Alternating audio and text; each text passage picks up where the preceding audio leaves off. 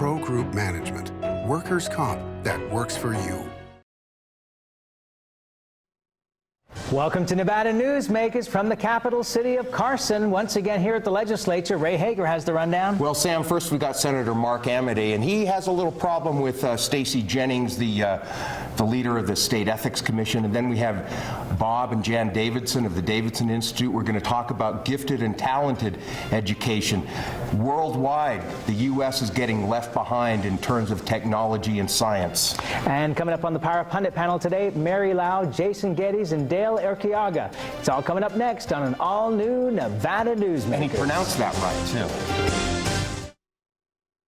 Nevada Newsmakers, brought to you in part by the Tahoe Reno Industrial Center, the world's largest industrial park, the resort at Red Hawk, and the Peppermill family of casinos. Here at the Tahoe Reno Industrial Center, water resources come from fresh, clean groundwater, approved by state permits.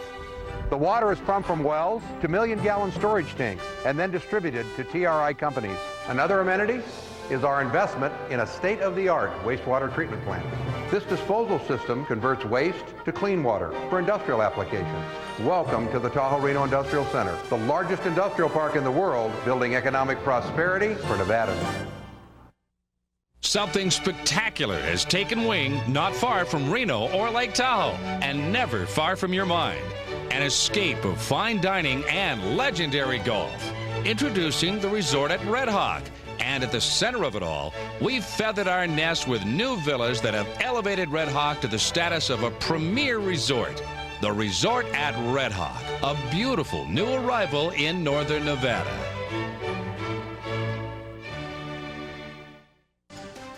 Coverage of Nevada Newsmakers from the state legislature in Carson City is brought to you by the Nevada Beer Wholesalers Association.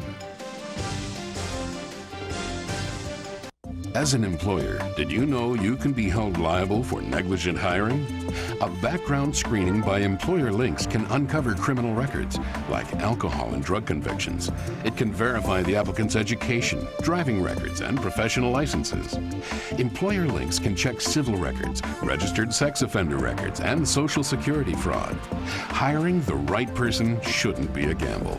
Call Employer Links. Employer Links, protecting your investment. So, who do you use for workers' comp? Pro Group Management. Ah, I've heard some good things about them. You bet. Employee background checks, safety training, claim seminars. Oh, and here's the great part. If you have an issue, they work for you, not against you. Sounds perfect. And expensive. Well, that's the best part. They saved me 30%. I've heard they saved others 50%. Works for me. Pro Group Management. Finally, workers' comp that works for you. This is a special edition of Nevada Newsmakers with host Sam Shad, a no-holds-barred political forum. Now, from the Nevada Newsmakers broadcast headquarters, here is Sam Shad. And back on Nevada Newsmakers, welcome Mark Amodei to the program, State Senator representing Storey and Carson City. We welcome you to the program. Hey, guys. And you have a... Well, yes. I'd like to show you this. Senator Amodei and Dean Heller, the Secretary of State, are the cover boys for the first Carson magazine produced by the Reno Gazette-Journal. I believe that's a plug. We'll take the 30 bucks right now. But Senator, I wanted to ask you, it seems like there's a running debate going on between you and Stacey Jennings of the Ethics Commission. You don't seem to like the way she's talked so much with the media. Is that basically it? Actually, I don't think it's a running debate, Ray. We went ahead and had an informational hearing on about a half a dozen different topics. Ethics due process procedures was one of them. And actually, we didn't ask Stacey to come in. We'd heard from Stacey at the beginning of the session. We asked the chairman, Shue, of the commission to come in and discuss procedures, not substance, and had actually a very good conversation over the course of an hour and a half or 2 hours. Chairman made some suggestions for some changes. We incorporated his changes in a amendment request to the Legislative Affairs Committee. And I know that the portrayal has been, well, geez, you know, this must be something controversial. Legislature created the Ethics Commission. We haven't visited their procedures in a due process context in a long time. And the time seemed right to go ahead and take a look at how they conduct procedures, not substance, what's right and wrong, but what are your procedures for when you're dealing with the commission, which is the jurisdiction of the Judiciary Committee. All members of the committee ask questions. If you watch the CD of the thing, I thought it was actually a very civil conversation and constructive, which created the basis of the amendment. The portrayal of something that's personal for Stacy or something like that, I just fundamentally disagree with. I just think we need to make sure that when we're doing something that important, that we do it in the best possible procedure available. And so I saw it as a tune-up thing that you'll see the discussion with the chairman, I thought went pretty well.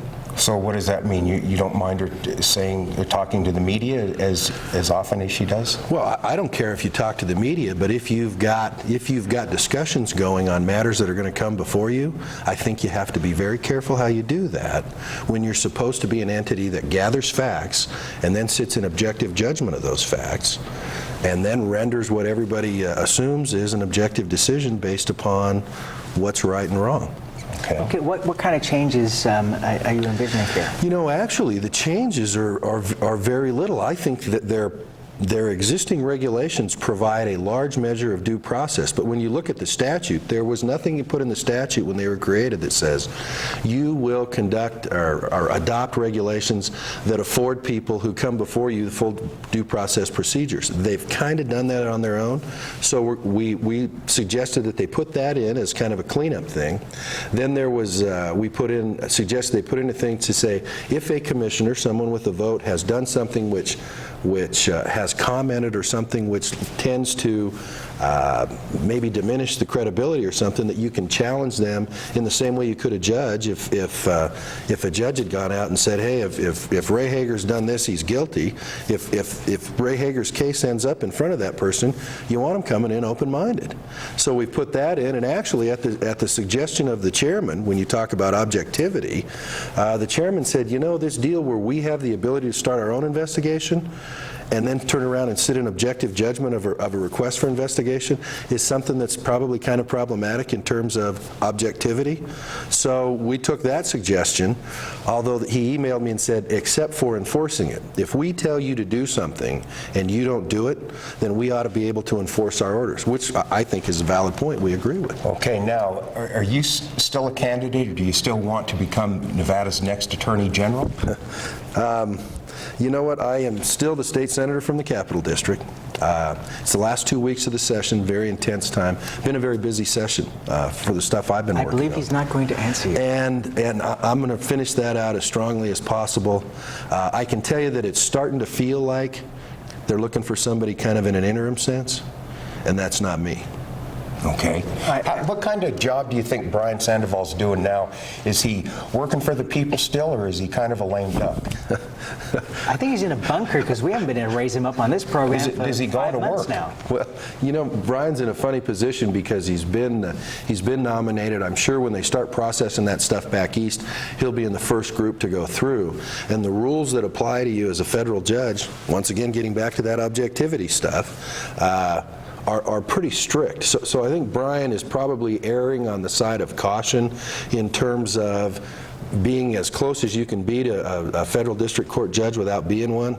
And so I think he's probably just trying to not do anything that would cause anybody to reconsider what is a consensus, I'm sure, pick for Nevada's next federal district court judge. So he's just working not to make waves, you're saying? I think he's just being very careful about trying to be the imminent selection as Nevada's federal district court judge and finish up as Attorney General. And they're not the same job.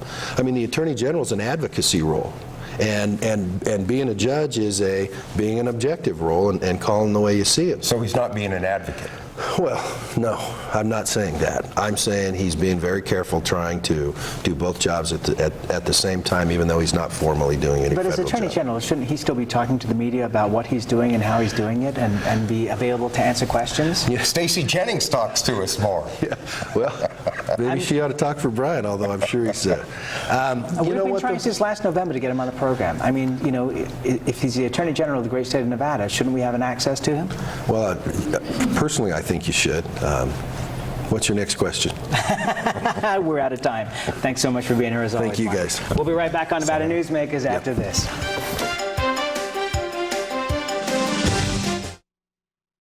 For a videotape copy of any Nevada Newsmakers program, call 775-857-2244. The tapes are $20 each, including shipping. If you own a business and want to maximize your company's potential, join the Retail Association of Nevada. Our membership benefits include the Nevada Retail Network Self-Insured Group, providing workers' compensation coverage that can lower your rates. That savings can go directly to your bottom line. We are an effective pro-business organization that lobbies on behalf of our business members. The Retail Association of Nevada, protecting Nevada businesses for 35 years.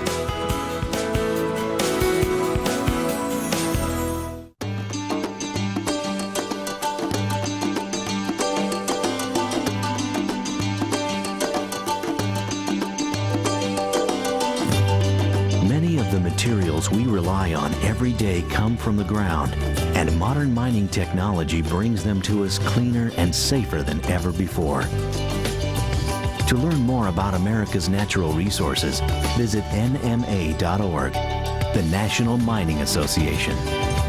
Reno's best dining values are all at one casino, the Pepper Mill. You can enjoy great savings on our popular specials. Pepper Mill's coffee shop offers daily lunch specials, low-carb dining, and all your favorite comfort foods. You'll find sensational lunch specials featuring Reno's freshest seafood, sushi, pasta, and more at Oceano. And early bird specials at Reno's Premier Steakhouse and Romanza Ristorante Italiano. The best values are at the Pepper Mill. Where are you dining? And now, back to Nevada Newsmakers with Sam Shad.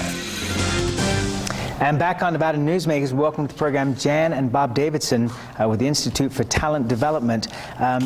You've got a piece of legislation going through that will end up, if it passes, with a university school for profoundly gifted pupils. Jan, what is this? Well, this is an opportunity to serve extremely bright children with an education appropriate to their abilities.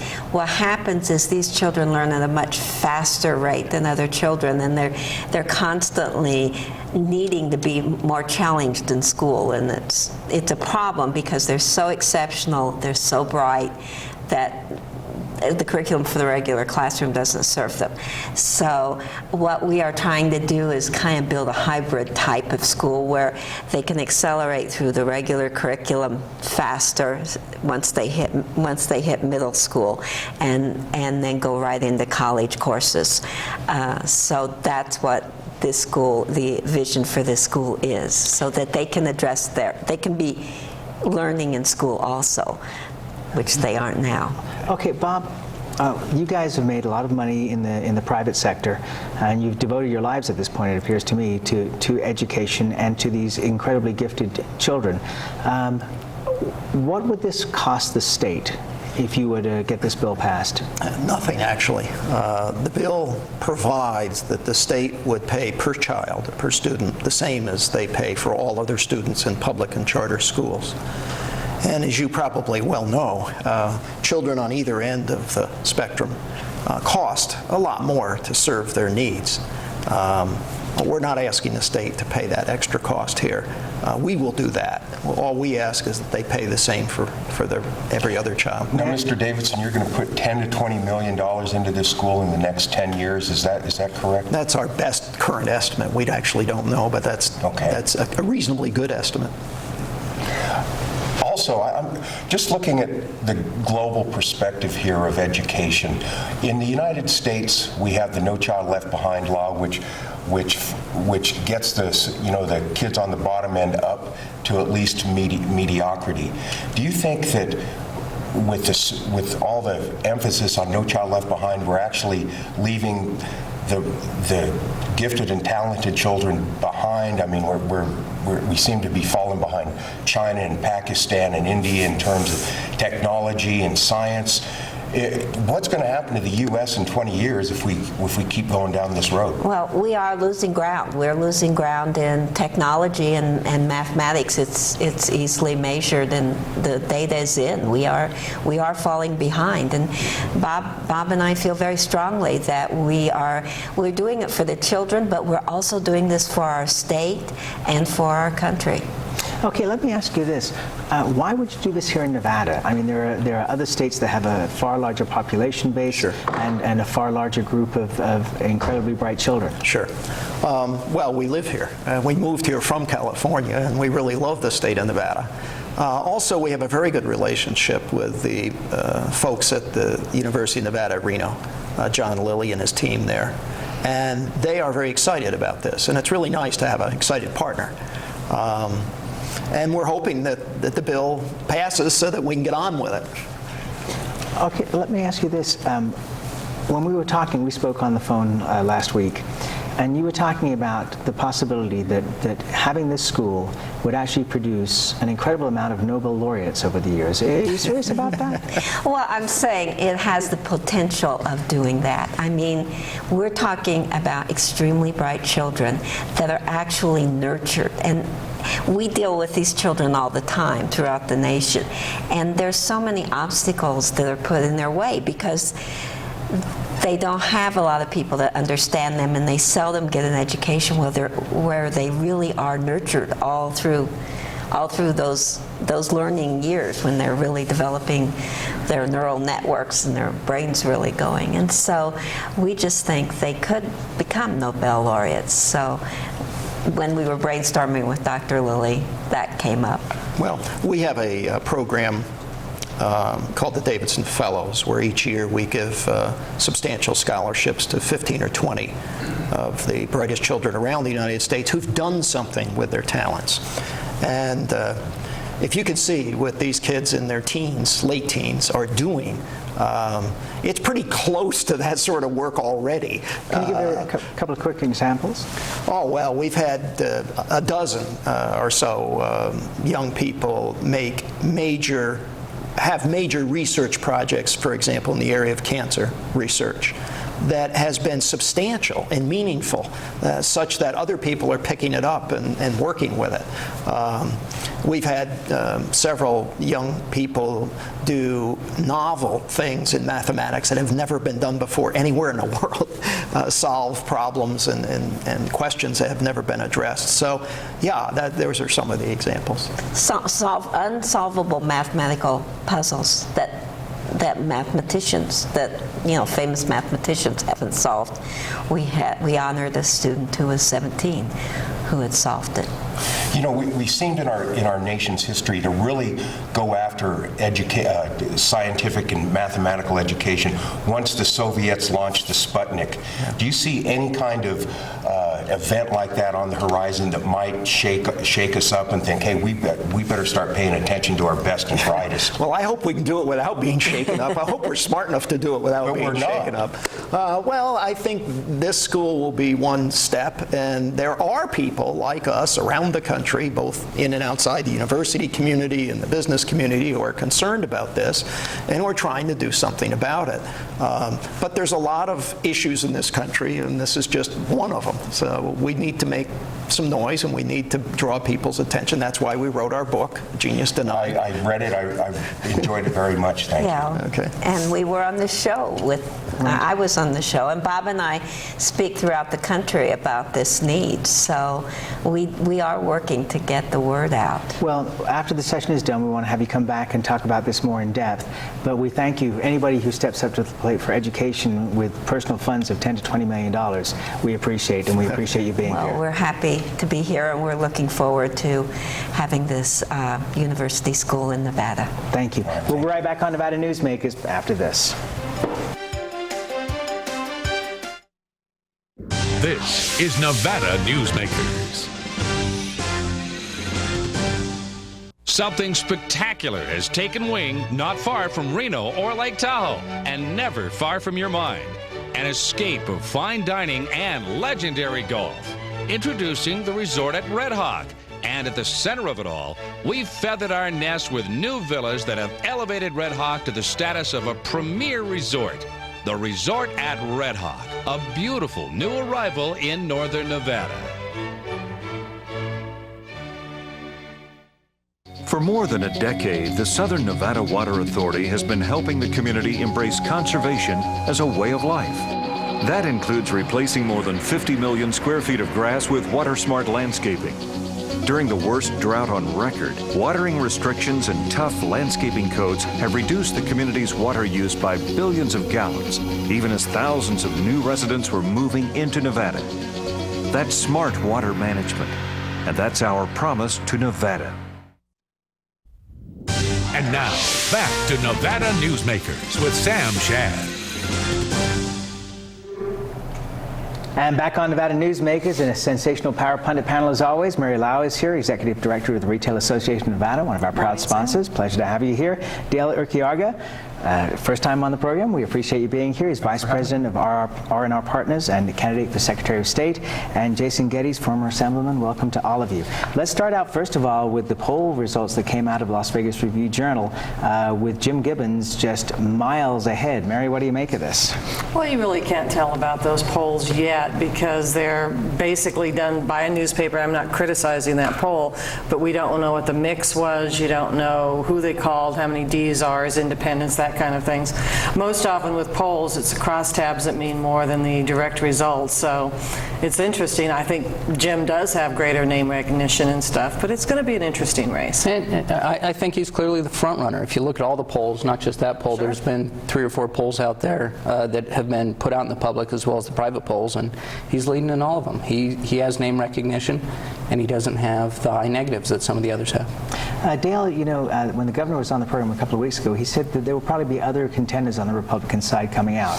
Do you think that's likely? I think it's never over till it's over. Filing is a year away, and while the congressman seems to certainly be in the lead and his poll results will have an effect on money, I think there's room for somebody else to get in that race on either side of the aisle. But especially people with money.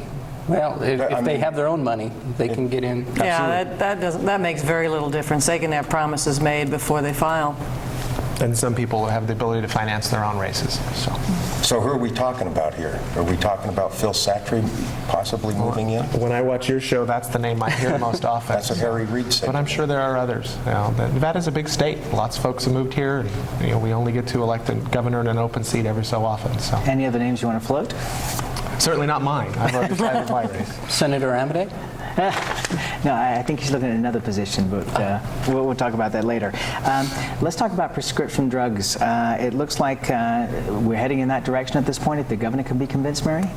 Well, I'm not sure if the governor can be convinced. That remains to be seen. But what Dr. Heck did in his amendment was he's got FDA approval on the drugs, but the whole part of his amendment included his conversation saying that includes all the protocols, all the pedigrees, and everything connected with the drug. So it's not just that it's an FDA-approved drug. It's also where they can map the drug back to the original origin and stuff. So it makes it far more complicated, because a lot of the drugs are manufactured overseas anyway, and they're imported. They're not a re-importation, they're imported. But unless you can track that pedigree and find everywhere that drug has been, it's not going to be available. Dale, do you think there's going to be anger from the voters if this isn't approved, when you see the majority of voters are people over the age of 50? I think there's a risk of that. This bill is born as much out of a response to a popular demand as it is policy. This is probably really a federal issue and ought not be addressed in state legislation, but I think the legislature is attempting to respond to voter outcry over the cost of drugs. So I think there's a risk of that. We'll see if it's something that would actually play out at the Trent Lott said that he was tired of trying to explain to his mother why she was having to pay 3 times the price of drugs in Mississippi that she would be paying if she went to Canada.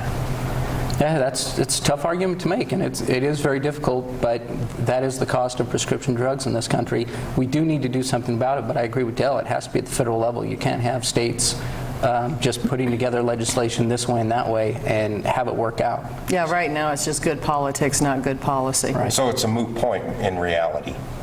It should be a moot point, but let's see. They're going to play it for all it's worth, and it's good for campaign literature. But at the But good federal for level, the public, that's another story. they need to address it at the federal level. Congress needs to deal with it. The legislature could put more money in the RX program. That's a state issue, and they could provide more funding there with some of the surplus. I think that might be a good response from the state. There are Nevada seniors, low-income seniors, who need that sort of assistance. This sort of tinkering may not be the right answer. Because one thing I like out of the bill, Sam, is that the fiscal note by the State Board of Pharmacy was only $10,000 to go inspect. So I'm looking for pharmacists' bill their fees to go down the State Board now. If they can do it for 10 grand there, what can they do it in Nevada for?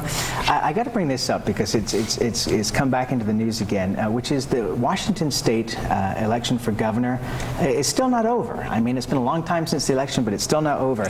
And these are some of the following facts from Washington State. 943 felons illegally voted, 49 dead people voted, 3 people voted in Washington and another state, 2 illegal aliens voted, 12 people voted multiple times, 174 provisional votes were counted but later found to be cast by people who had already voted or were unregistered, and at least another 1,600 ballots are still in question.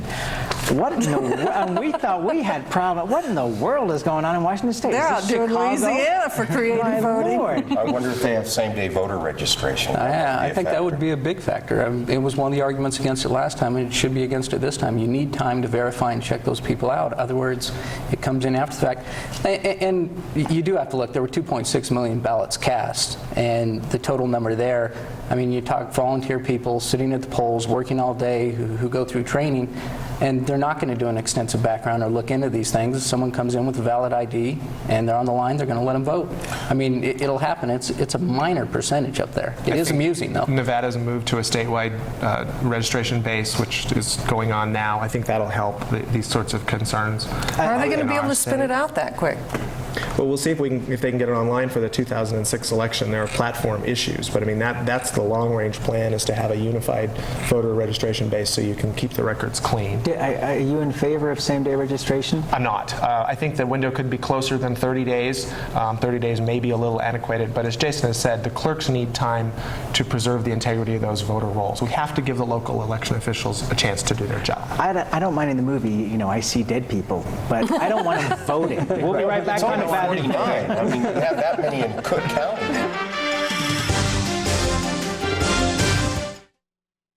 Nevada Newsmakers, brought to you in part by the Tahoe Reno Industrial Center, the world's largest industrial park, the resort at Red Hawk, and the Peppermill family of casinos. High-tech companies demand perfect world amenities. They require clean, reliable power, state-of-the-art fiber optic communications, and clean water sources. In a perfect world, companies would have immediate access to rail and interstate freeways. There would be 4-lane expressways that shorten shipping times and provide convenient commute routes for valued employees. Well, the future is now, and it's here. Welcome to the Tahoe Reno Industrial Center, the largest industrial park in the world, building economic prosperity for Nevadans. If you own a business and want to maximize your company's potential, join the Retail Association of Nevada. Our membership benefits include the Nevada Retail Network Self-Insured Group, providing workers' compensation coverage that can lower your rates. That savings can go directly to your bottom line. We are an effective pro-business organization that lobbies on behalf of our business members. The Retail Association of Nevada, protecting Nevada businesses for 35 years.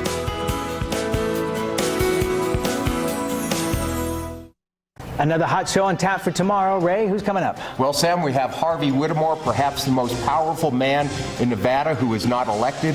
And then we have Senate Majority Leader Dina Titus, who is making a run for governor. We'll see you next on the next Nevada Newsmakers. Thanks for watching.